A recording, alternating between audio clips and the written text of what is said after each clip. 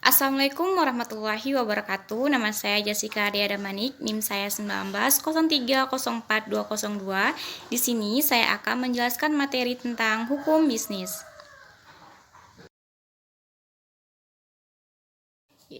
Yang pertama ada pengertian hukum bisnis. Hukum bisnis adalah sebuah perangkat hukum yang akan mengatur sebuah tata cara dan pelaksanaan sebuah urusan maupun sebuah kegiatan perdagangan, industri, serta tentang sebuah kegiatan keuangan yang berkaitan dengan kegiatan pertukaran barang ataupun jasa.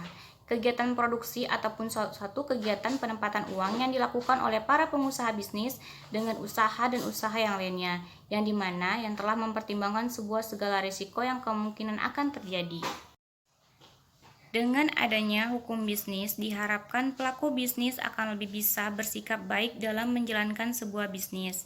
Dalam sebuah bisnis, pastilah kita memiliki saingan. Boleh saja bersaing untuk mendapatkan kesuksesan dalam bisnis, namun Anda juga harus ingat bahwa bersaing mesti dilakukan secara sehat dan tidak boleh memakai cara curang.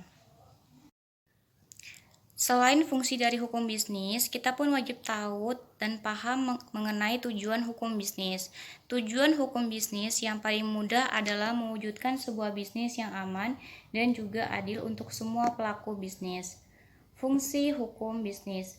Masalah dalam bisnis tak hanya soal izin berbisnis, namun ada masalah dengan saingan bisnisnya yang sering kita membuat pelaku bisnis bermasalah dengan hukum.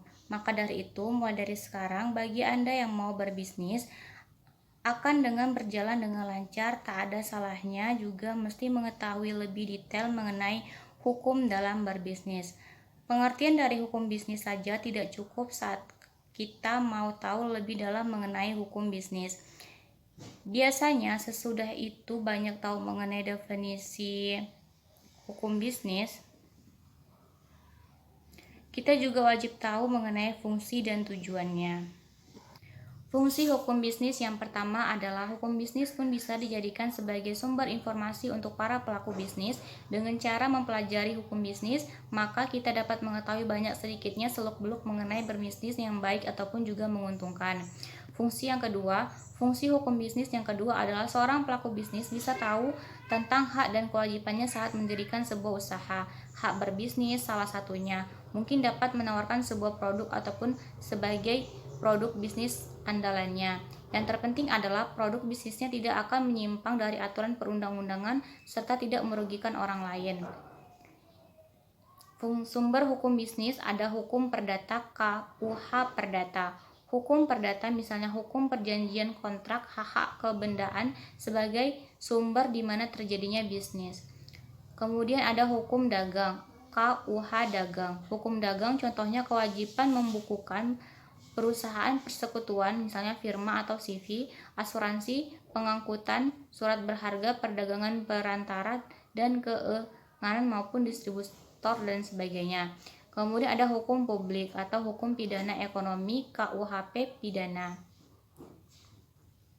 Hukum publik misalnya kejahatan-kejahatan di bidang ekonomi ataupun bisnis, penyeludupan, illegal lodging, korupsi, dan sebagainya. Ruang lingkup hukum bisnis. Secara garis besar yang merupakan ruang lingkup dari hukum bisnis antara lain sebagai berikut. Pertama, kontrak bisnis, bentuk-bentuk badan usaha seperti PT, CV, firma. Kemudian ada perusahaan go publik dan pasar modal, jual beli perusahaan, penanaman modal atau investasi, kapalitan dan likuidisasi, merger atau konsolidasi dan akuisisi, perkreditan atau pembiayaan, jaminan hutang, surat-surat berharga, ketenagakerjaan atau perburuan, hak kekayaan intelektual. Larangan monopoli dan persaingan usaha tidak sehat, perlindungan konsumen, keegenan dan distribusi, asuransi, perpajakan, penyelesaian sengketa bisnis, bisnis internasional, hukum, pengangkutan, ahli teknologi perlu perlindungan dan jaminan kepastian hukum bagi pemilik teknologi maupun penggunaan teknologi seperti mengenal bentuk dan cara pengalihan teknologi asing ke dalam negeri, hukum perindustrian atau industri pengolahan, hukum perindustrian, hukum kegiatan perusahaan multinasional, hukum kegiatan pertambangan, hukum perbankan dan surat-surat berharga, hukum real estate atau perumahan bangunan, hukum perjanjian internasional atau perdagangan internasional, hukum tindak pidana pencucian uang. Demikianlah presentasi dari saya. Apabila ada kekurangan saya mohon maaf. Mudah-mudahan pembahasan ini akan bermanfaat untuk kita semua. Assalamualaikum warahmatullahi wabarakatuh.